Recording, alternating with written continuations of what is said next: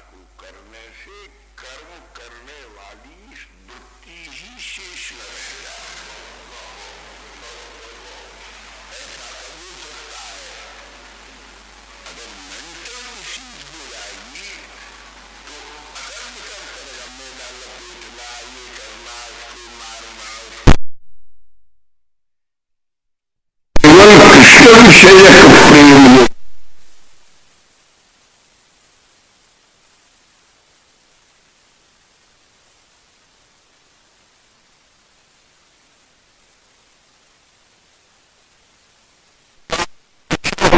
चुनौती दोगे, कर्मों को चुनौती दोगे, कर्म प्रारब्ध तुमको छू नहीं सकेंगे और कृष्ण तुमको आलिंगन से छोड़ेंगे नहीं। इसलिए उत्तर मीमांसा भूति में कहते हैं कि जब प्रारब्ध भस्म हो गया तो ना अकर्म है। गीता के 18वें अध्याय को पढ़ो। और हमारा बड़ा मन है और मदन लाल जी से हमारी सलाह हो गई है, अगली बार हम सेठ ही को भी मना कर कहेंगे, अगली बार हमसे एक बार सारी गीता सुन लो, इससे सारी रस निष्पत्ति की भूमिका और भूमिका का परिष्कार हो जाए। तो महाराज कहते हैं कि ये जो संस्कार व्यावर्तन और प्रारब्ध विनिर्माण जो है, इससे बचाव करने के लिए एकमात्र उपाय कृष्ण प्रेम है। और 18वें अध्याय को पढ़ोगे तो उसी में अध्याय बोले भाई कैसे करो, बोले सर्वधर्मान परित्यज्य मामेकम शरणं व्रज अहम त्वा सर्व पापेभ्यो मोक्षयिष्यामि, ये विकल्पेन और मा शुच इति कर्मेण, मोक्ष दे दूंगा। इसमें वैष्णव हो जाएंगे हम ऐसी मुख्य देने वाले। महाराज सार्वभौम भट्टाचार्य ने चैतन्यचरितामृत में मुख्य था की जगह भक्त प्रेम दाय भाग के महात्मा कहने नहीं, कोई जरूरत नहीं, ये कोई जरूरत नहीं, ऐसे बदलने की कोई जरूरत नहीं है। मुक्ति हाँ इसी में वो आ जाए, मुक्तिदाय भाग भी नारायण ही है, मुक्तिदाय भाग। लेकिन उसको यो कर लो कि पब्लिक के लिए मुक्ति दाय भाग है और विशेष भक्त के लिए प्रेमदाय भाग है। मुक्ति पद तुम्हारा। इसलिए ये कहते हैं कि ये भगवत प्रेम। हाँ, और वो श्रीमंतरी कहती हैं कि देखो तुम जो हमको ये उपदेश कर रहे हो, अनावश्यक, असामयिक, अनुचित, अमर्यादित और अशास्त्रीय, ठाकुर से कोई कह सकता है? मैवम विभोरहति भवान गदितुम निशंसम, तुम निशंस हो रहे हो। मर्यादाओं को तोड़ने वाला निशंस होता है। देखो ये निशंस लोग शास्त्र की मर्यादा को तोड़े दे रहे हैं, ऐसे ऐसे को तर्क कर रहे हैं कि लोगों की शास्त्रों में से, उपासना में से आस्था खत्म हो रही है। वे निशंस लोग हैं और तुम भी उन्हीं की पंक्ति में निशंस हो रहे हो। मनुष्याणां मध्ये संशयम उद्भावयति यतेन संशयः। तो उत्तर मीमांसा कृत सिद्धांत के विषय में हमारे मन में विडंबना विकल्प पैदा करना चाहते हो। तुम भर्तु शुश्रूषणम स्त्रीणाम परो धर्मो यमाया, भगवान शंकर के प्रति सौदानंद सरस्वती पास से श्रीमन महाप्रभु कहते हैं सिद्धांत का कोई भेद नहीं है, लेकिन हमार मोने होय एक बड़ो आपत्ति जे जीवेर महत्व कहले भक्त करिले ब्रह्म तत्व। आपने जीव तत्व को मुख्य कर दिया, ब्रह्म तत्व को गौण कर दिया। मुख्य को गौण और गौण को मुख्य कर देने वाला जो नास्तिक भाष्य है उसी में आपत्ति है। जीव की मुख्यता रख करके, जीव की ब्रह्म की मुख्यता रख करके जीव की गौणता का प्रतिपादन करना ही शास्त्रोचित पद्धति है, महाप्रभु ने स्थापन किया। तुम्हारा देखो एक छोटे से वाक्यों में इस भागवत ने उलट दिए हैं मीमांसा, उत्तर मीमांसा, पूर्व मीमांसा, सांख्य वैशेषिक योग। अभी तो जितना जितना गुरु के चरणों में बैठ करके जिसको जितने जितने स्वाध्याय का सुयोग प्राप्त होता है, श्रीमद् भागवत कामधेनु का उतना ही दोहन कर सकता है। कामधेनु दोहनम। तो ठाकुर कहते हैं ये जो तुमने निशंसम, क्या बढ़िया संबोधन किया। हमने संशय तो न करना चाहते, भक्तु सुश्रम क्या कर, तुम साधन को साध्य बना रहे हो और साध्य को साधन किए दे रहे हो। यही बात महाप्रभु ने कही कि तुम जीव को गौण मुख्य किए देते हो, तुम को गौण किए दे रहे हो। सीधी पदे तो ईश बोले कैसे हो गया? क्यों? एक पत्नी से कहे हम, बेटी तुम अपने पति तुम्हारे बड़े दिव्य हैं, इतने बड़े एडवोकेट हैं, इतनी बड़ी बात है, तुमको उनकी सेवा करनी चाहिए। तो ये एक प्रश्न कर सकती है तुम्हारा जी, ठीक बात है, मेरी रुचि नहीं है या मेरा मन उतना प्रफुल्लित नहीं है, फिर भी आप आज्ञा करते हो, शास्त्र आज्ञा करते, फल क्या मिलेगा? अगर मैं मन युक्त होने पर करने में तो कोई कठिनाई नहीं है, बिना मन के किसी को निभाने में थोड़ी कठिनाई है, ए बिट डिफिकल्टी।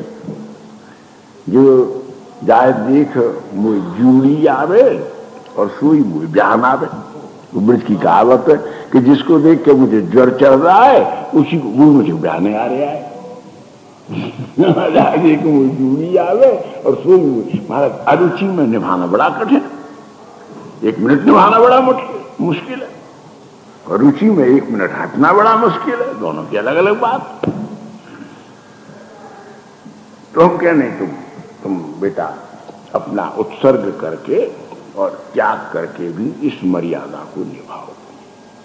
तो बोले इस मर्यादा के निभा देने से हमको क्या फल मिलेगा? तो बोले कृष्ण प्राप्ति।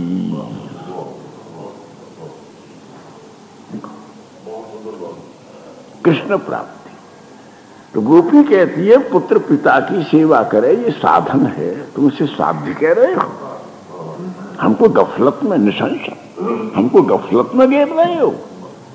हमने भ्रम पे, हम जैसे तैसे तो एक निश्चय में आए हैं, जैसे तैसे तो शास्त्र का आशय पाया है, अब निश्चय और आशय में तुम भ्रम पैदा कर रहे हो। निशंस क्या संबोधन है? ठाकुर घबरा गया, पकड़ ली बात इन्होंने।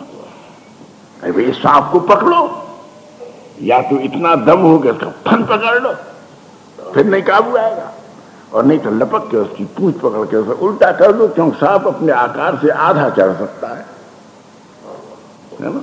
अगर सांप को यूं लटका दो दूर करके तो आधा चढ़ता है काटने को, यूं नहीं काटेगा, यूं चढ़ेगा, तो ऊपर हाथ रहेगा, फू फू फू करता रहेगा, कभी कभी अपने कोई काट लेगा, अपने जहर से सांप खुद मर जाएगा। सपेरों का खेल होता है। तो महाराज इसी प्रकार से ये जो सूक्ष्म विषय है, ये सांप है। अगर दम हो, वेदांतादिकों का अध्ययन हो, तो उसकी थूथड़ी पकड़ लो जो इधर से न होने पाए, और दम न हो तो पूंछ पकड़ लो, आधा ही चलेगा, परमार्थ प्रेम को नहीं छू सकेगा। प्रपत्ति जो है अनाघात रह जाएगी, है ना। इसीलिए ये भगवान गोपी कहती हैं कि ये तुम पटांग बात पकड़े हो, भर्तु शुश्रूषणम। हम अभी तक और क्या करती रही हैं?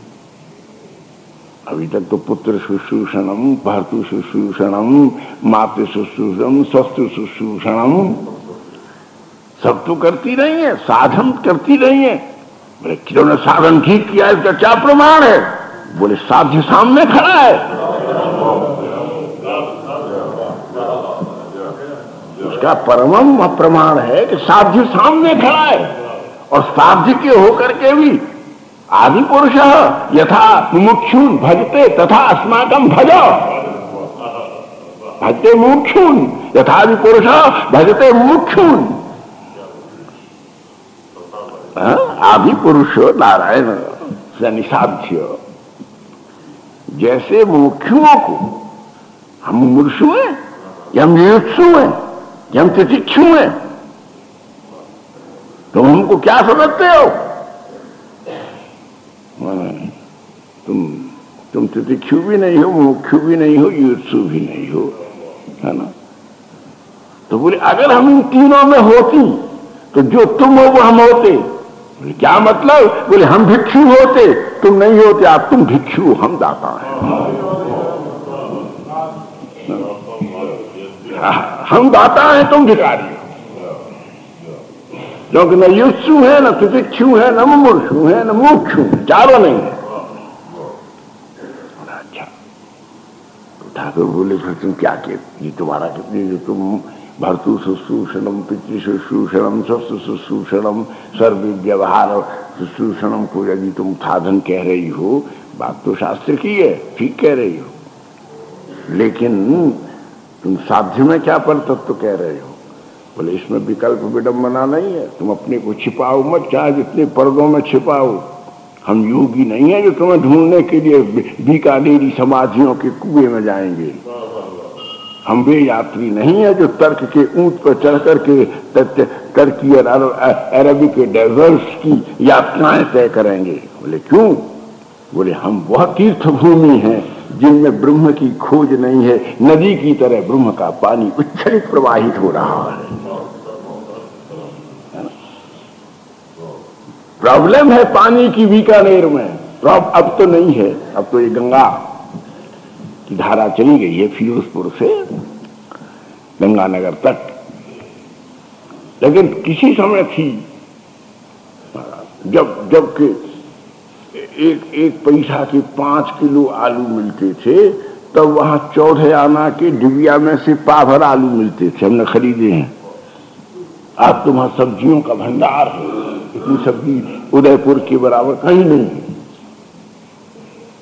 तुम्हारा जब से गंगा की और बीकानेर भी सस्य श्यामल हो गया है, जोधपुर बीकानेर ये सब सिंचन हो गया है, तो बोले पानी की प्रॉब्लम है डेजर्ट में, प्रयागराज में नहीं, अयोध्या जी में नहीं, श्री वृंदावन में नहीं। बोले वृंदावन डेजर्ट नहीं है, वैकुंठ में प्रॉब्लम हो सकती है, वृंदावन में नहीं है। वैकुंठ में घूंघट लगाए भगवान के चरण की लक्ष्मी, लक्ष्मी के पीतांबर से आवृत 100,000 फणों के विषैले पहरे में दबे हुए रखे हैं। वो वृंदावन में नंगे चरण गोचारण करते हुए जब अभियान करते हैं तो कोटि कोटि योगेश्वर जन भूमि लुंठित होकर के दुर्लभ चरण रेणु सेवन कर लेते हैं। इसलिए वृंदावनम सखी भुगो वितनोति कीर्तिम यद देवकी सुत पदाम्बुज लब्ध लक्ष्मी, ये लब्ध लक्ष्मी भूमि है। भगवान के चरणाम्बुज कमल मकरंद परिसेवित वृंदावन भूमि के ऊपर लक्ष्मी कोटि विलक्षण रसभंगियों के द्वारा विहरित होकर के लुंठित बनी रहती। इसलिए श्रीमंत ने कहती है हम कोई रेगिस्तान है जहां पानी का अभाव है। हमको अगर नदी के किनारे साल भर पानी न भी पड़े तो भी क्या अभाव है, हमारे यहाँ तुम न भी आओ तो क्या अभाव है, हम तुम्हारे संयोग की पराधीन हैं। महाराज इसलिए तो फिर क्या किया है? बोले देखो सीधी सीधी बात करो, गड़बड़ बात मत करो, कलंक लगाना किसी को ठीक नहीं है बिना समझे हुए। ऐसा हमने उनको आपस में देखा, अरे तुमने माँ बेटी को देखा कि बहन भाई को देखा कि 2 मित्रों को देखा कि गुरु शिष्या को देखा, तुमने 2 आत्माओं को देखा कि परमात्मा आत्मा को देखा। जबरदस्ती कह करके तुमने अपनी वृत्ति, अपनी वाणी, अपना भजन कपास के ढेर की तरह जलाकर भस्म कर लिया।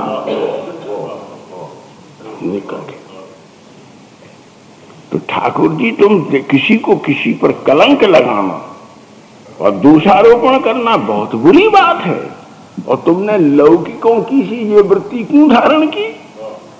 हम पतियों को छोड़ आए, हम पुत्रों को छोड़ आई, हम धन को छोड़ी आई, हम मर्यादा छोड़ी आई, हम घर छोड़ी आई, हम दूध पीते पायन च शिशुन पया, हम गोदी के दूध पिलाती हुई छोटे बच्चों को मिट्टी के ढेले की तरह लुढ़का कर चली आई, शुश्रूषुन पतिन, पतियों को छोड़ कर चली आई। ये तुम कलंक लगाती हो। बोले तो फिर क्या करी आए? बोले देखो हमने कुछ नहीं किया, हमने केवल एक काम किया। हमको व्यर्थ के दोष मत लगाओ, एक भूल हमसे जरूर हो गई, उसको हम स्वीकार करते हैं और उसका प्रायश्चित भी नहीं हो सकता, परिष्कार भी नहीं हो सकता और उस भूल को हम छोड़ भी नहीं सकती। देखो हमसे एक भूल हो गई। बोले क्या भूल हो गई? बोले हमने तुमको प्यार कर लिया।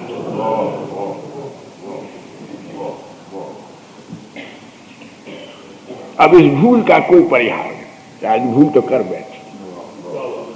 अरे भूल इतनी मीठी है क्या उगली भी नहीं जाती, उगली भी नहीं जाती और निगली भी नहीं जाती, आज मुंह में अटक गई है।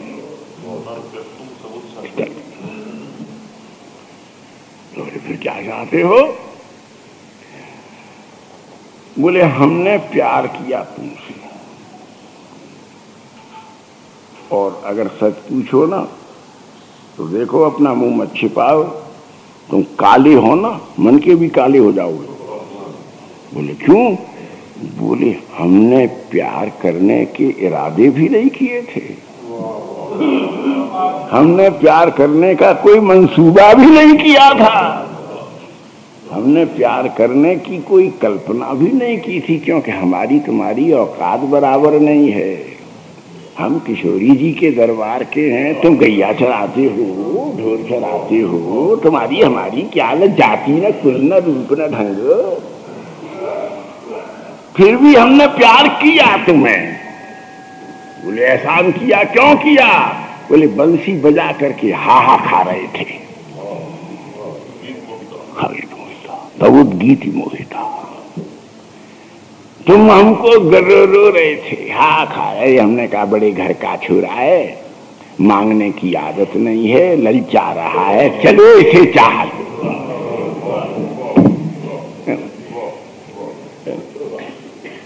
तुम कृतज्ञ हो करके, और जब तुमने बंसी बजाई तो भाव तो प्यार करने का पहले तुम में आया, पहले तो तुम रीझे हम पर, हमने तो स्वीकार करने की उदारता कर दी, हाँ कह दी। अरे साकरी खोर में अगर ना कहे मर्याद और हाँ कहे कुलशील जातो, ताते साकरी खोर में ना हमने ना कही ना हाँ कही, ना हमने हाँ कही ना कही, चुप रहे हम तो। अब बोले उसने तो हाँ समझ ली। बोले समझने की तो मेरी भी हाँ ही थी, लेकिन मुख से तो मैंने ना कही ना हाँ कही। ना कहती तो लोक लज्जा जाती, और हाँ कहती तो लोक लज्जा जाती, और ना कहती तो प्रेम का स्नेह जाता। इसलिए तो मैं ना कही ना हाँ कही, घर लौट आई। तो बोले फिर अब हम तुमने बंसी बजाई, और महाराज हमारे मन में तुम्हारी बंसी ने जब प्रस्ताव किया कि ठाकुर तुमको प्यार करते हैं, वो तुम्हारे बिना नहीं रह सकते, रात भर तड़पते हैं, तुम्हारी गलियों में बंसी बजाते हो। बंसी बजाने का क्या मतलब है? तुम किसे रिझाते हो बंसी बजा बजा करके? काय को बजाते हो? दिन भर पेड़ पर बैठ करके, कमला पे बैठ करके हम ही को तो बुलाते हो। हमने तुम्हारे स्वीकार कर लिया। अब स्वीकार कर लिया तो फिर भैया फिर आंख मिल गई, कान मिल गए, फिर वो हो गया, तब हम तुमको प्यार करने लगी। अब प्यार करने लगी तो ये काल कर्म प्रारब्ध और माया को कैसे स्वीकार हो सकता है कि हम तुमको प्यार करें? ये ब्रह्मा शिवादिक सनकादिक नारद रिभुअंगिरा मेधातिथि देवन के हम समाधि लगाते लगाते मर गए, हमको ऐसा प्यार नहीं हुआ। ये गुजरियां बिना पढ़ी लिखी ग्वालिनी मठ के माथे पर रख करके नूपुर सिंजन करती हुई श्री कृष्ण को प्यार कर रही है, और श्री कृष्ण के प्यार के आगे हा हा खा करके कभी नाच रहे हैं, कभी गा रहे हैं, इनकी धेनु चढ़ा रहे हैं। प्रेम तो हो गया और छोटा मोटा नहीं हो गया, और रिस्क भी बड़े आए, बड़ा रिस्की प्रूव हुआ। कहीं पूतना, कभी शक्तासुरा, कभी बकासुरा, कभी अघासुरा, कभी व्योमासुरा, कभी काली नाग हुआ। ये सब प्यार के रिस्क हैं। ये सारे प्यार के विघ्न हैं जो आए। और अगर तुमको हमसे प्यार नहीं होता तुम काय को मारते पूतना, काय को मारते घासुर बकासुर तृणावर्त व्योमासुर है? तुमने, तुम्हारी स्वीकृति थी ना प्यार के विघ्नों को हटाने में। नायक जब छाती ठोक के आगे आ जाता है तो प्रेसी समझ लेती है कि ऊपर से नीचे तक मुझ में डूब गया है ना। तब फिर वो उसके पुरस्कार में, उस पौरुष के पुरस्कार में केवल मधुर स्मृतों का ही तो अंबार सजा देती है। जब तो कटाक्षों के ही कमलों की माला पहना देती है, तभी तो अपनी निश्वासों में महकते हुए नव यौवन कैशोर्य के सुगंध मकरंद मंदारों के द्वारा उसके परिवर्षण से पौरुष का स्तवन कर लेती है। और ऐसे विभो होकर के, हे विभो, इतना सब करने के बाद में तुम अपने को छिपा रहे हो। विभो होकर के करता तुम, कर्तृत्वाभिमान जीव में आया नहीं कि जीव का पतन हुआ, और कर्तृत्व संभावना तुम में, और दोष हमको लगा रहे हो। दिल को देखने वाले होकर के भी, आंख नाक देखने वाले नायक होते तो हम चुप हो जाती, नादान है, अनाड़ी है। दिल की गहराइयों तक उतरने वाले होने पर भी तुम ये कह रहे हो एवं विभोर रहती, ये कह रहे हो आती। तो फिर क्या किया? फिर सुनो, हम किसी को छोड़कर नहीं आए हैं, लेकिन क्योंकि हमने तुमको प्यार किया है इसलिए हमको ही सब छोड़ के चले गए।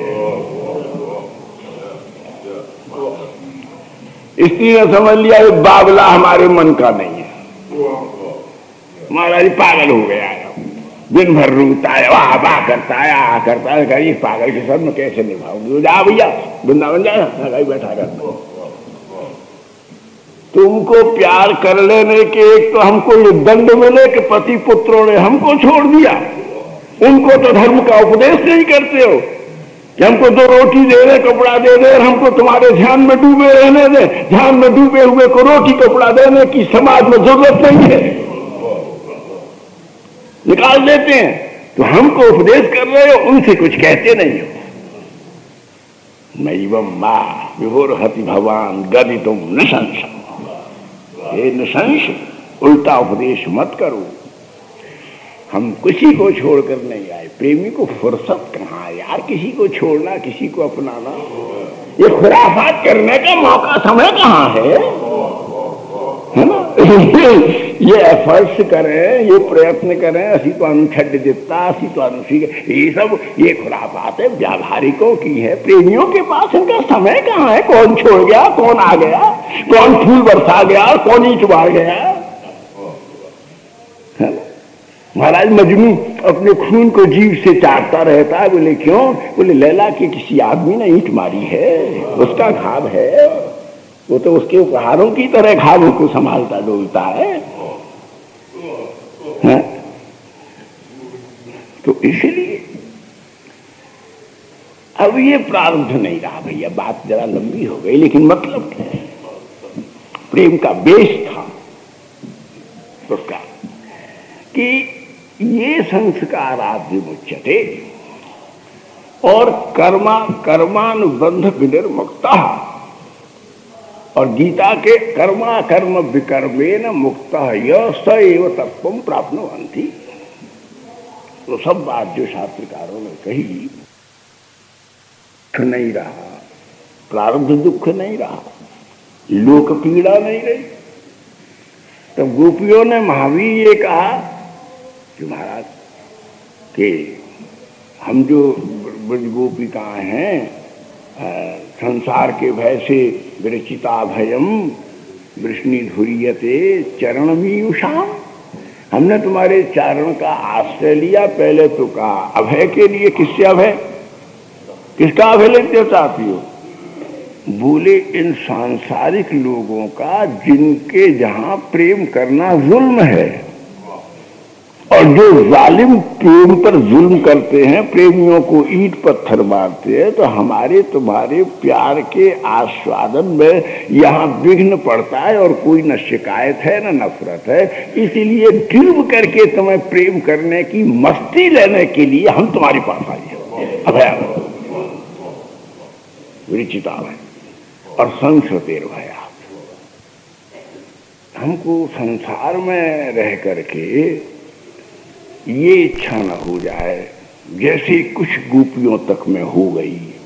कात्यायनी महामाये महायोगिन्यधीश्वरी नंद गोप सुतम देवी पतिं मे कुरुते नमः इति संस्कृति। ये संस्कृति है।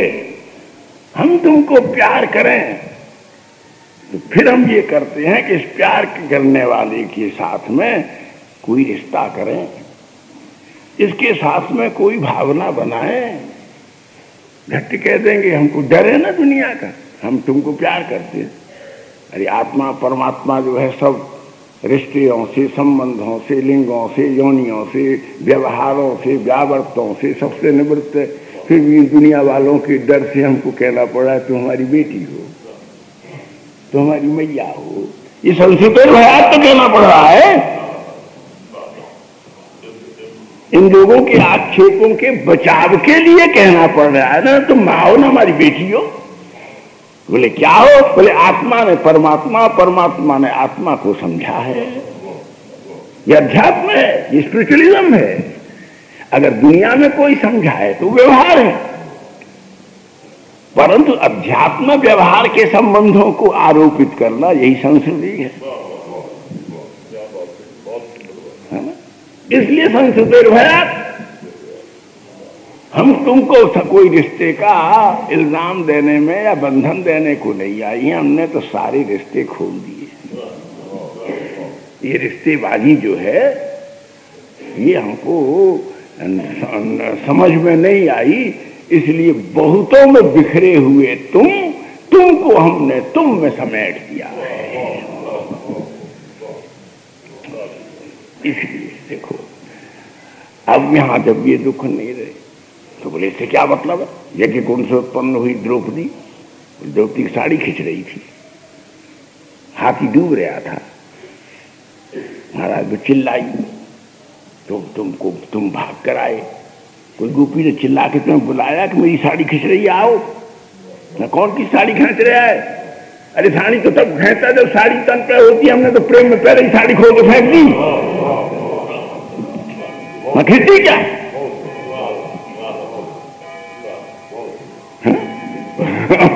तो महात्मा इस तलाश बोले महात्मा से पूछा कि महाराज आपको 7:30 ही है, आजकल शनिचर की दशा आ रही है, आपको 7:30 ही है। तो बोले पंडित जी एक अनुष्ठान कर दो ना हमारे लिए।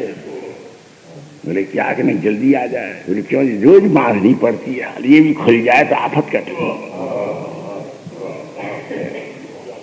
ये भी ले जाए कोई, हमारी बाला झोली छीन कर ले जाए, ताली बजाने में बड़ा मुश्किल आता है। तो महाराज जो है उसे त्यागने की तलाश है इन गोपियों को और इन महात्माओं को। गोपी माने महात्माओं को। और सवरे साधन और सवरे विधि और सवरे उपाय, इनको जिसने नहीं छोड़ा है वो प्यार का दीवाना नहीं हो सकता है। डेस्टिनेशंस नहीं है, रिकॉग्नाइजेशंस नहीं है, एस्टेब्लिशमेंट्स नहीं है, अटेनमेंट्स नहीं है, अचीवमेंट्स नहीं है। न किसी को हम अपोज करते हैं, न कोई को सपोज करते हैं, न किसी को रिपोज करते हैं, न किसी को एक्सपोज करते हैं।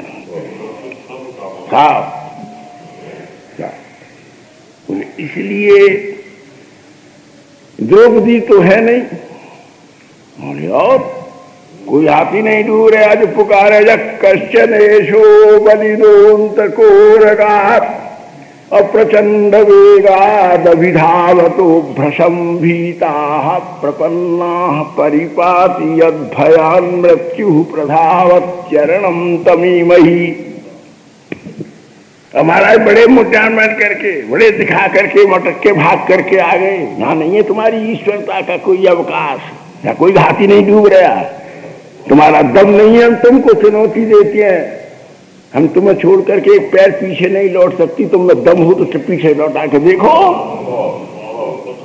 हम मूलात, इसीलिए तो बैठा है ना। हम भूल जाते हैं तो ये याद, हम जोश में आते हैं तब ये होश में आता। तो पाद मूलात चला देखें, तुम्हारी दम हो तो हमारे मन में काम पैदा करो।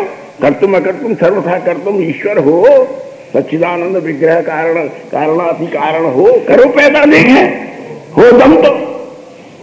महाराज ठाकुर को चुनौती देती है तब तो तिनका दवाई पीछे पीछे चलता है। तीनों लोग का ठाकुर, करो कामना पैदा हमें। तो महाराज इसीलिए यहाँ कोई हाथी नहीं, कोई नहीं, या कौन सुदामा गरीब है जिसकी पत्नी ठेल के भेज रही है, जाओ जाओ कृष्ण के पास जाओ। कौन सुदामा है? सब तुम्हें देने के इरादे रखते हैं, तुमसे लेने वाला भिखारी कौन है? सारे ब्रजमंडल में पूछ लो, मर्दन शुमारी कर लो, घूम लो, बोले एक ही भिखारी निकलेगा। गोपियों के द्वार का भिखारी केवल कृष्ण है। सेठों की कॉलोनी में एक ही भिखारी घूमता है, बंसी बजाता, मोर पंख लगाए, कौड़ियों की घूमती वरहा पीडम नटवर वपुः कर्णयुः कर्णिकारं बिभ्रदवासः कनक कपिशं वैजयन्तीं च मालां रन्ध्रान् वेणुरधर सुधया पूरयन् गोपवृन्दैः वृंदारण्यम सपदरमणम प्राविशद्गीतकीर्तिः। ये दुर्दशा तुम्हारी तो है, मोर पंख लगाए हुए, कौड़ियों की घूंची की माला पहने हुए, नंगे पैर, ऊंची ऊंची धोती, महाराज कीच में सने पैर, संध्या की गौओं के खुरों से उड़ी हुई सुंदर संध्या आकाश की किरणावली से रंजित धूल की कणिकाओं से रचित श्वेत संस्कृत ललाट पट्ट के ऊपर बिखरी हुई रेणुका, है ना। दांतों के द्वारा दांत दिखा करके, चमका करके, दांत दिखा करके याचना करते, बंसी बजाकर लुटाते हुए, नीपुर बजाते, कड़ी किंकणी करते, बल खाते, मटक करके तुम हमारे द्वार पर न जाने किस चीज की भीख मांग रहे हो। कहते हो माखन लूटने आए हैं, कहते हैं ये करने गऊ खोलने आए हैं। तुमने कितनों की मटकियां पोड़ी हैं और कितनों का नवनीत सेवन किया है ना तुम्हारा। इसलिए महाराज यहाँ न कोई हाथी, न कोई सुदामा, कोई पांडव नहीं है जिसके अधिकार को उनके भैयाओं ने खा लिया हो, भैयाओं की कलह हो रही हो। और तुम्हारे घर के कोई यदुवंशी नहीं है जो पी करके मरे, तुम्हारे सामने ही मर रहे हैं, कोई नहीं है। बोले यहाँ पर दुख बहुत है, नन्युर दुखे नवासराम। बोले यहाँ एक ही दुख है, न किसी के पैर में कांटा चुभाए, न किसी को किसी ने बरछी मारी है, न यहाँ किसी को किसी का धन का अभाव है, न यहाँ किसी का काल है, न किसी का प्रारब्ध है, न किसी की माया है। यहाँ तो केवल एक ही दुख है,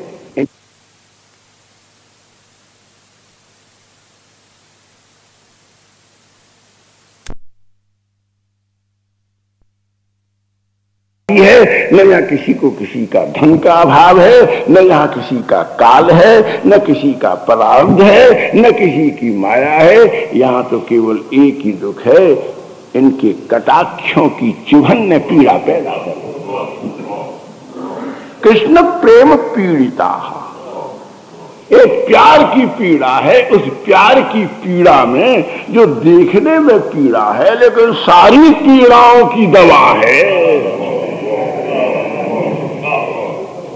देखो पीड़ा हिरणव काल कूट है तो पीड़ा, लेकिन इसके बाद में कौन स्त्री दुखाएगी, कौन बेटा दुखाएगा, कौन स्त्री, कौन धन दुखाएगा? बोले सब पीड़ाओं को मिटा दिया है इस कृष्ण प्रेम की पीड़ा ने।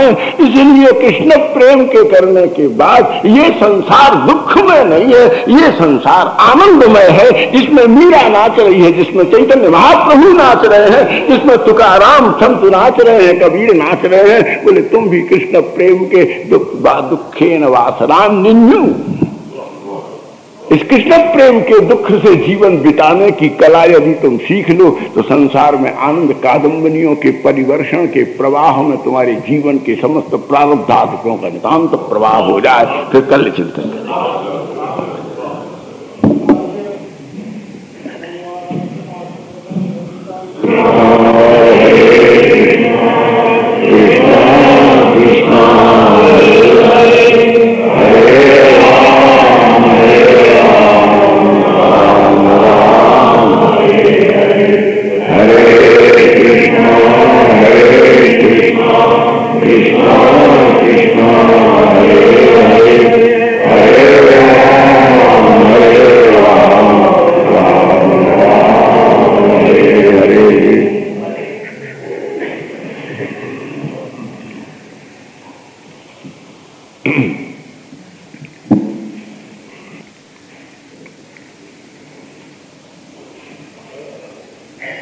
कृष्ण लीला प्रगायन्त्यो निन्युर्दुखेन वासराम।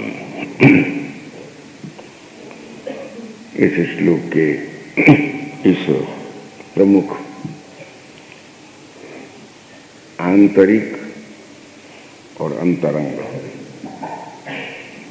और भगवदात्मीय जन सेव्य,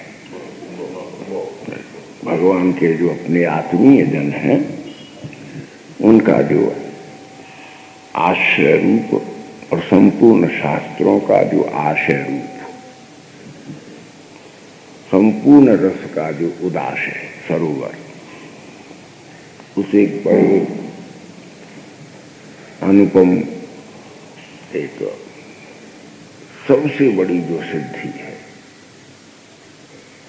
प्रेम करने से मनुष्य का जो परिपक्व स्वरूप होता है, जो एक परिपूर्ण मैच्योरिटी होती है, उसमें जो एक उन्मेष होता है, रस विशेष का उन्मेष होता है, उसके लिए कहते हैं कि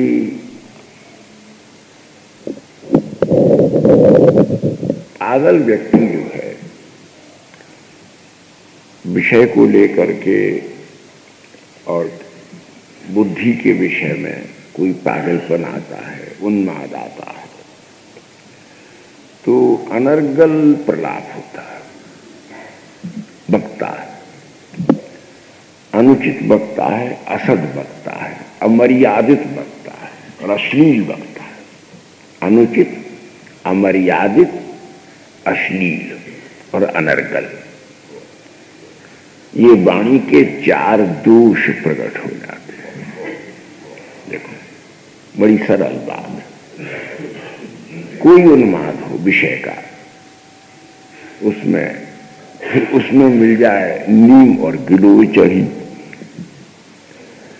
फिर उसमें मिल जाए उन्हीं विषयों का मिथ्या अभिमान और मिथ्यासक्ति, तो फिर वाणी में ये 4 दोष बिना प्रयास के ही प्रकट हो जाते हैं। और कोई ऐसी इंद्रिय नहीं है मनुष्य के, स्त्री के शरीर में जिसमें से उतनी शक्ति नष्ट होती हो जितनी शक्ति वाणी से नष्ट होती है। ये महाराज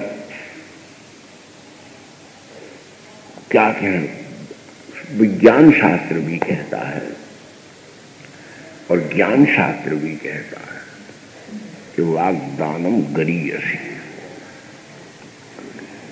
संपूर्ण इंद्रियों के द्वारा निकलने वाले रसों से उतनी क्षति नहीं है जितनी वाणी के द्वारा जीवन की शक्तियों का क्षय होता है और जीव की क्षति होती है। ये सब बात एक बड़ी थोड़ी सी समझने की बात है। और किसी बात में बंधुओं उतना संयम बरतो चाहे न बरतो, लेकिन वाणी के प्रयोग में बहुत बड़े संयम की अपेक्षा है। मौन, भगवान ने इसलिए मौन को सबसे बड़ा तप माना है। जितने तप हैं उन सब तपों में बड़ा तप है मौन रहना। और इस मौन को रखने के लिए बड़ी ताकत थी। लेकिन वो कहते हैं बोलेंगे नहीं। तुमने एक इंद्रिय के ऊपर थोड़ा सा बैन लगा दिया, कंट्रोल कर लिया, कोई फायदा नहीं। ये मौन नहीं है। निर्विचार न बोलना, ऐसे तरह का मौन हो कि विचार वाला कोष्ठ मौन हो जाए, कोई विचार ही नहीं आ रहा, कोई विचार के चार बातें, उसकी चार रिएक्शंस हैं। अनुताप नहीं हो, अनुशोच नहीं हो, अनुताप, अनुशोच, उत्ताप और संताप। देखो, इन चारों से युक्त चुप रहना, इसको मौन कहते हैं। और ऐसा मौन कौन धारण कर सकता है? यौन पुरुष नहीं धारण कर सकता, है ना? विषयी पुरुष की सामर्थ्य नहीं है। परंतु एक जगह श्रीधर स्वामी पाद ने अपनी श्रीमद् भागवत की जब टीका लिखी तो उसमें मंगलाचरण की आप लोग जानते हो। मूकम करोति वाचालम पंगुम लंघयते गिरि। ये दो भगवान की कृपा के दो फल माने कि मूकम करोति वाचालम। अब इसका विचारे साधारण लोग अर्थ करते हैं कि मुख साफ बोलने लगे। अगर मुख गालियां देना शुरू कर दे तो ये कोई कृपा का फल है? उससे तो भगवान कृपा करते ये मुख ही बना रहता। मुख निंदा करना शुरू कर दे, मुख दूसरों का खंडन मंडन शुरू कर दे, ऐसी कृपा हो जाए उसकी वाणी में। भगवान कृपा ऐसा अनर्गल काम कभी नहीं कर सकती। बोले फिर क्या है कि मूकस्य वाचाम अलम करोति थी मूकम करोति वाचालम। मूक की वाणी को अपने गुण कहने के अलंकारों से सुशोभित कर देना कृष्ण कृपा का फल है।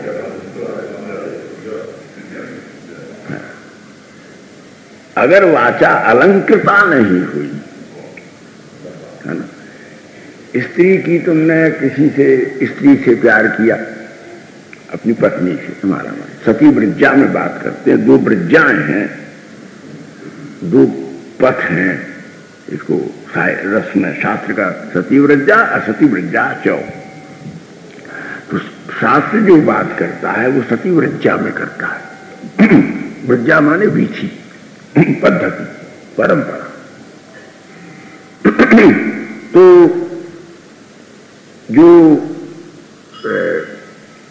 एक स्त्री का शरीर है, सुंदरता की सुंदरता ने जिसने तुम्हें आनंद दिया है उस सुंदरता के प्रति तुम अपनी कृतज्ञता ज्ञापन कर रहे हो, उसे अलंकार अर्पण करके।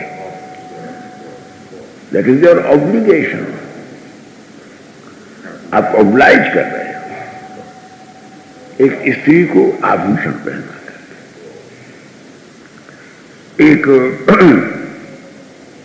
पुत्र ने अपनी माता को कितना आनंद दिया, तुम माता पिता को उसे कुछ अलंकार देने चाहिए ना। वो अलंकार क्या है? उसके स्वभाव को अच्छी आदतों से विभूषित करना, बच्चे की आदतें बढ़िया बनाना, गुड हैबिट्स। नहीं तो इसी प्रकार से जिस सारा रस कहां है, देखो आप लोग इस समय प्रातः काल सब काम छोड़ करके, बड़े बड़े व्यापारी, बड़े बड़े कामकाज वाले लोग, कम व्यस्त थोड़े हैं। रवि कैसी परिस्थिति में आ रहे हैं, हीरालाल कितना काम छोड़ के आते हैं, पदपदावली गाते हैं। ये इसका क्या कारण है? केवल एक वाणी का, क्योंकि इनको ये मां, और ये खुद भी पद गाते हैं एक से एक सुंदर, तो वाणी ही तुम्हारे भीतर विष का संचार कर सकती है और वाणी ही तुम्हारे भीतर रस का संचार कर सकती है। अब तुम्हारी वाणी वीणा पानी की वीणा बन जाए, है ना, और तुम्हारी वाणी वासनाओं की क्रीड़ा बन जाए, तो तुम इस विश्व सरोवर के गंदगी के तालाब के एक कीड़ा हो जाओगे। तुम्हारी अपनी मानवोचित व्रीड़ा विनष्ट हो जाएगी। इसलिए देखो ज्यादा कि सबसे बड़ा जो शास्त्रकार, देखो विषय ऐसा आ गया कि इस वाणी को तुम वीणा सी मधुर बनाओ। जैसे एक मंगल मधुर वीणा सबसे मधुर वाद्य है। नारद जी भी वीणा रखते हैं, सरस्वती भी वीणा रखती है, और सबसे बढ़िया वीणा बजाने वाले, जैसे बंशी बजाने वाले श्याम सुंदर हैं, वीणा बजाने वाले रघुनाथ जी। रघुनाथ जी जब वीणा बजाते हैं तो श्री कृष्ण के तो महाराज बंसी को सुनकर के वन में हिरण इकट्ठे होते हैं, लेकिन रघुनाथ जी जब रात को वीणा बजाते हैं तो सारे जंगल के मृग मयूर कीर कारंड, है ना, ये सब राजमहल के द्वार पर इकट्ठे हो जाते हैं। कि महाराज वाल्मीकि रामायण में इशारा है, लेकिन इन्हीं भगवान वशिष्ठ ने रघुनाथ जी की वाणी का और वीणा के प्रसाद का योग वशिष्ठ में विराट वर्णन किया है। देखो योग वशिष्ठ को लोग विशुद्ध निर्गुण ब्रह्म का ग्रंथ कहते हैं, ठीक है, लेकिन अपनी अपनी अभी भी बात ही, शब्द अपने अपने, सबके अपने अपने अर्थ भी अपने अपने। योग वशिष्ठ बड़ा प्रौढ़ और गूढ़ ग्रंथ है, भाषा बड़ी क्लिष्ट है, लेकिन हमसे एक ने कहा कि आप योग वशिष्ठ कहो, तो दूसरे ने आक्षेप किया, भैया ये वैष्णव ये क्यों कहेंगे? हमने कहा हम जरूर कहेंगे। और योग वशिष्ठ से जो सौंदर्य माधुर्य की जो धारा एक सहज रूप में किशोरी जी कृपा से प्रवाहित हुई, सारे वेदांती बड़े नाराज भी हो गए और मुग्ध भी हो गए, है ना, मुग्ध भी। और कारण क्या है? कारण क्या है? देखो हम इस विषय को बहुत अपनी पूरी कोशिश करके सरलता से आपके सामने कह रहे हैं कि वाणी को विभूषित करना, वाणी को विभ्राजित करना, है ना, ये मनुष्य के जीवन का सर्वाधिक तत्व है। वाणी को वीणा की सी मधुर करो। जैसे वीणा के तंत्री नादम, तंत्री नाद में जैसे आकर्षण है, ऐसे ही हम स्त्री का मुख देखते हैं, अच्छा लगता है। क्यों? एक अभाव की पूर्ति के लिए, एक अभाव की पूर्ति। बोले क्या अभाव? ये चंद्रमा बोलता नहीं है इसलिए नहीं देख सकते, ये मुख चंद्र बोलता है इसलिए देखते हैं। और जो स्त्री चंद्रमुखी होकर के कटुभाषिणी है, अप्रियम्बदा है। स्त्री का सबसे बड़ा गुण है प्रियम्बदा। येषाम ग्रहे प्रियम्बदा भार्या स्वर्ग तत्र। जिसके घर में मधुर बोलने वाली, वीणा के से मधुर स्वरों का नाद करने वाली भार्या है, वो घर वाले स्वर्ग नहीं जाते, स्वर्ग उस घर की परिक्रमा करता है। प्रियम बड़ा भार्या तो महाराज, और इसको अगर उसमें कहें, लोट लकार में कहें, आज्ञा में कहें प्रियम बदा, प्रियम बदा। भैया बोलो, मधुर बोलो, मधुर बोलो, ऐसा बोलो जो नस नस में रस संचार हो जाए। ऐसा मत बोलो कि भीतर का दबा हुआ रस क्रोध बन करके, काम बन करके, लोभ बन करके, मोह बन करके, मद बन करके, अहंकार बन करके तुम्हारे ऊपर छा जाए। ये वाणी कई है, भावड़ा है। चाहे दुनिया भर का मैल इस वाणी से बाहर का खींच कर भीतर भर लो, और या इसको उल्टा करके भीतर का सारा महल बाहर उलीच लो।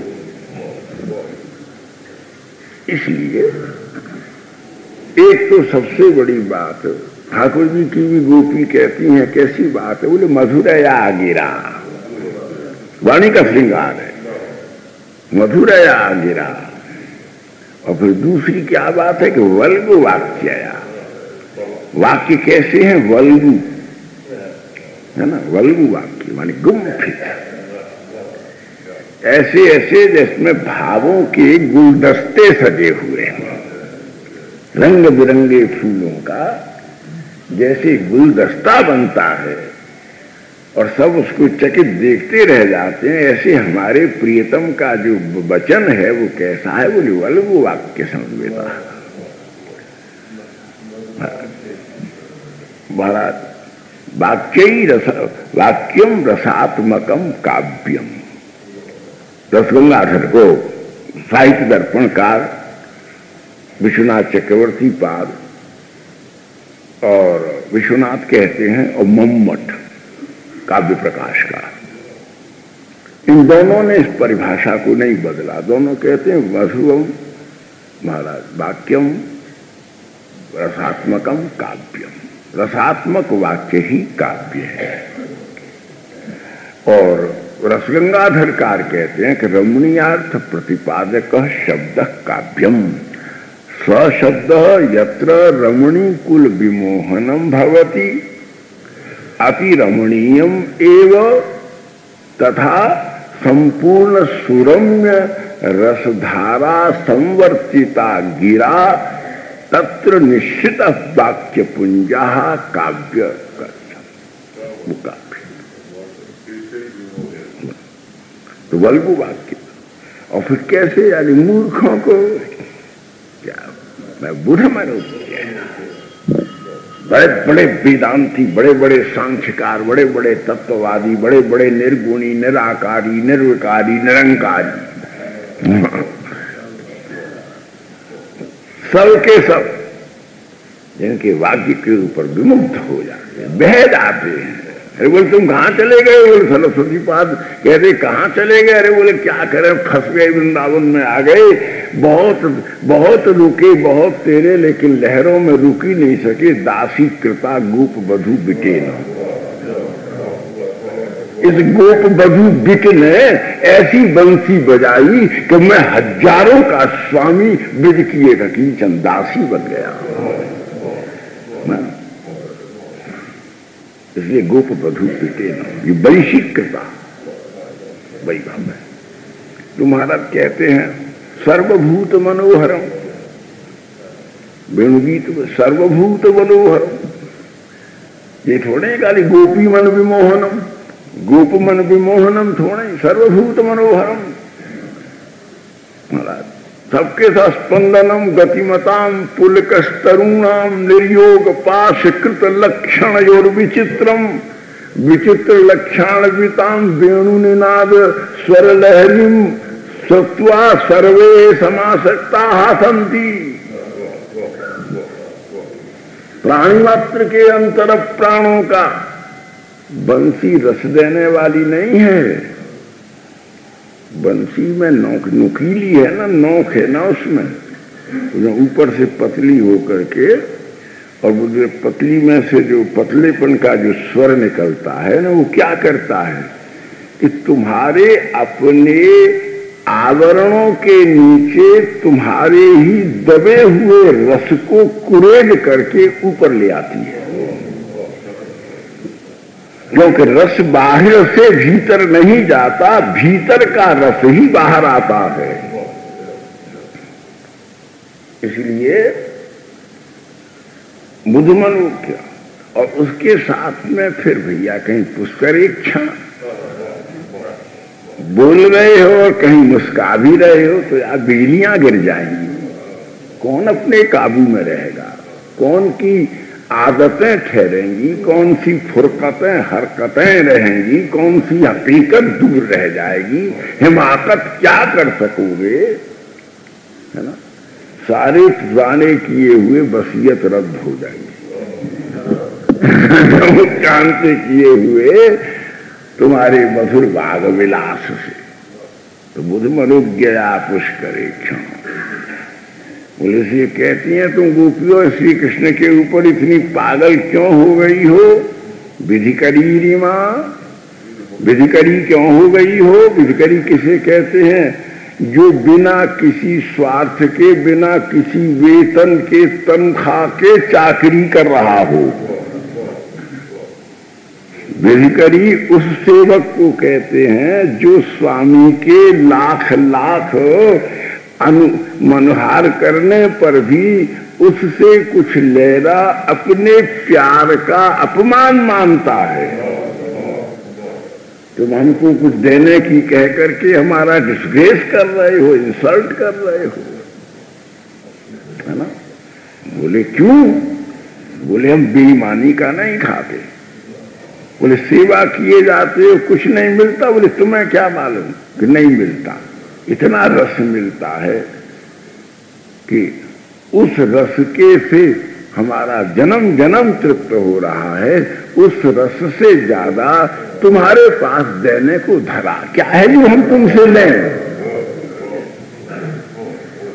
इसलिए विधि करी, विधि के मतलब निसर्गतः कैंकर्यम कैंकर्यम करोति या सा, विधि करी बिना किसी प्रतिकार, प्रतिशोध, प्रतिहिंसा, प्रतिलिप्सा, प्रतिश्याय, प्रतिग्रहण, इससे व्यतिरिक्त रह करके निरंतर निरंतर रुदन करती हुई विरुद्ध माधव, विरुद्ध माधव में कहते हैं। और भक्ति रसामृत सिंधु में भी श्रीमद् रूप गोस्वामी चरण कहते हैं कि करोति अनुक्षणम प्रतिक्षणम निर्निमेषम करोति करोति तथापि तथापि सा रुदति रुदति। बोले किम? बोले किम करोमि इति कथने समाप्ता। करती है, रात दिन करती है, थकती नहीं, सोती नहीं, फिर भी रोती रहती है। वो किशोरी जी कोई सेवा नहीं दे रहे, मैं किसी योग्य नहीं हूं, किशोरी जी मुझे किसी योग्य नहीं समझा, मुझे कोई सेवा नहीं देती। बोले करोति करोति तथापि रुदति रुदति। बोले किम करोमि इति वाक्यतः विलसति विलसति आर्ता भवति एव।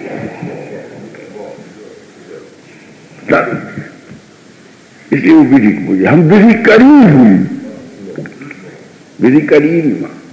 अब विधि करी किसकी हुई?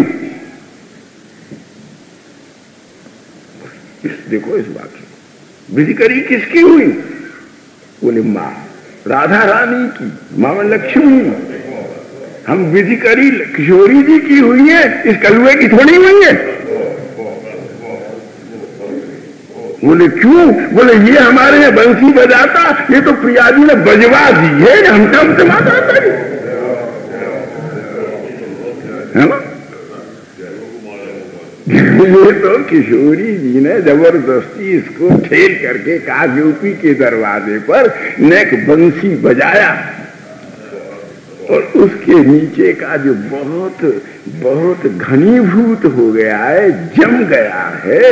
अब जमने के कारण छोटे मुंह की नाली में निकल नहीं रहा है। तू जरा बंसी से थोड़ा सा अग्नि ताप दे करके भीतर के रस के माधव को पिघलाया, है ना। इतनी विधि करिए माँ, है ना। तुम्हारा और फिर बंस है वो ऐसा क्या है? बोले मुहियती, बंसी बजाने में जो आकर्षण है वो इसलिए है कि वंशी की नाद लहरी में ठाकुर जी का जो अधर मधु है वो मिश्रित हो गया है। एक तो स्वर लहरी बड़ी सुंदर है, एक तो दूध ही अमृत है कामधेनु का, फिर उसमें मिश्री मिल गई, केसर मिल गई, तो जिसमें मुस्कान की केसर मिल गई, और भरा जिसमें ठाकुर जी के अपने ही अनुराग की सीता मिल गई। अब फिर उसमें एक किशोरी जी की कृपा की केवड़े की बूंद गिर गई। इसलिए यह जो मधुर वाणी है प्रकायन, लेकिन वाणी की मधुरता जो है, देखो यहां से ये बात पद शुरू होता है कि दूसरे की वाणी मधुर है, तुम दूसरे के गुलाम हो गए ना, है ना। अब वो हमें सुनाए तब हमें रस आए, अब वो कब तक आएगा, कहां तक आएगा, तुम कब तक सुनोगे और कब तक पराधीन रहोगे।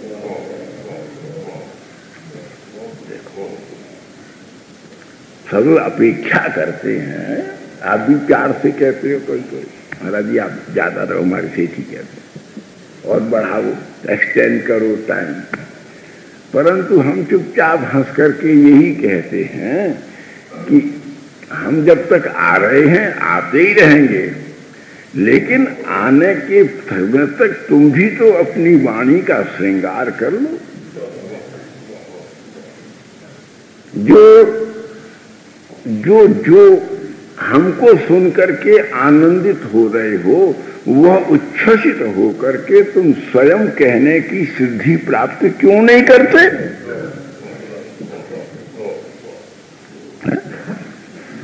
वो स्वयं सिद्धि प्राप्त क्यों नहीं करते? विधाओं से, विधियों से, विधानों से, और इसके अंतरंग ये तुम्हारा जो अभी तो 22 उपसर्ग हैं संस्कृत में, हर एक शब्द तो पीछे लगते हैं, कोई शब्द के पीछे लगा दो तो उसी से उसका अर्थ बदल जाता है, तात्पर्य बदल जाता है। तो इसलिए बंधु, वाणी की परिपक्व परासिद्धि साधना के परिणाम से, संस्कार के परिणाम से और प्रतिभा के संपात से, देखो व्यावहारिक बात बोल लेना एक अलग बात है, लेकिन हजारों लोगों को एक आदमी एक इंद्रिय से एक को तृप्त नहीं कर सकता, कितना भी समर्थ हो। और एक ऐसी इंद्रिय हो जाए ये वाणी जो लाखों करोड़ों को तृप्त करते हैं।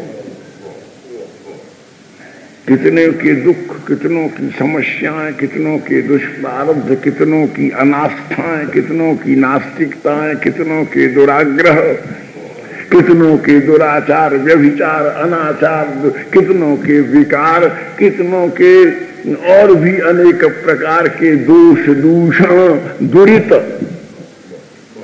दुर्भाग्य। सबसे बड़ी बात ये, दुर्भाग्य को दूर कर देने वाली ऐसी वाणी यदि किसी के पास में हो तो वह मूर्धन्य पुरुष है, वो मूर्धन्य पुरुष है। और उन मूर्धन्य पुरुषों की स्वामिनी कौन है? वो श्रीमंत नहीं है, क्योंकि कृष्ण लीला प्रगायंती,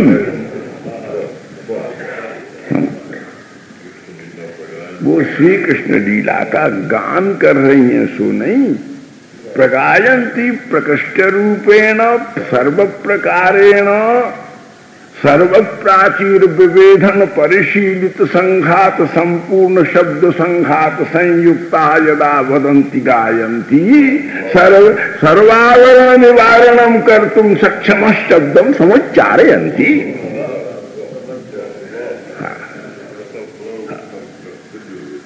महाराज जितना भी, तभी तो सुखदेव जी सुख हैं। सुखदेव जी तुम कथा कहना कहाँ सीखाए? बोले वृंदावन कदम्ब शाखा पर बैठे बैठे प्रगान करती हुई श्रीमंतनियों के मुख के निकले हुए कुछ शब्द याद हो गए, उन्हें सभा में कह रहे हैं।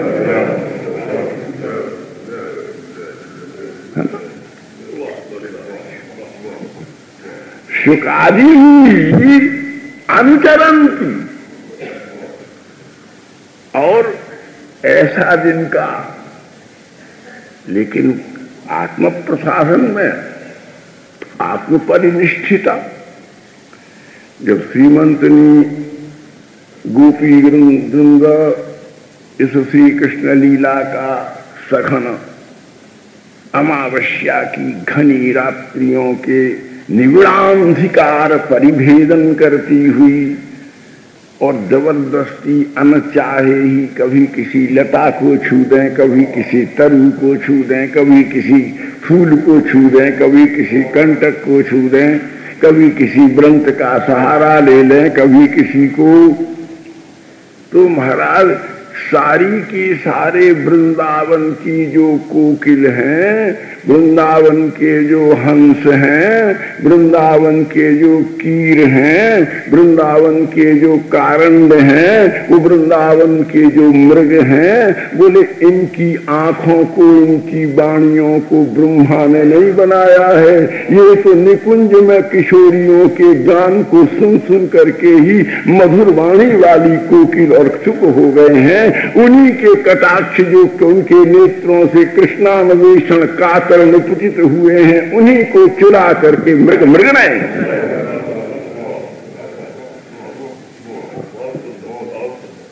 इसलिए प्रगायंती,